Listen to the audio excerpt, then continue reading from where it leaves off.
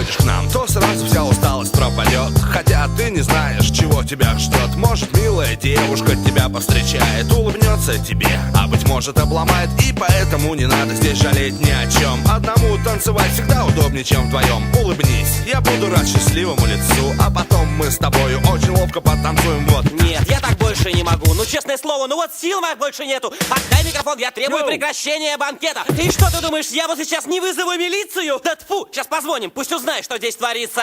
Алло, милиция, они все меня достали. То все, да вот все, кто в этом зале, вот они все, кто в этом зале, вот они меня взяли и достали. Ну, если бы не достали, так я и звонить бы вам не стал. Но вот этот вот толстый, вот он больше всех меня достал. О, черт, кто придумывает такие сборища людей? Да я в жизни не пущу никогда сюда своих детей, чтобы они со всеми болтали здесь, как степные травы. Влево-вправо, влево-вправо, влево-вправо. Я даже не могу переносить шум такой оравы. Все расходимся домой, берем пальто и весело расходимся домой. Зажигаем свет, выключаем звук, кто здесь самый основной? Я считаю до 0 и наслаждаюсь тишиной. Считаю 4, 3, 2, 1, 0.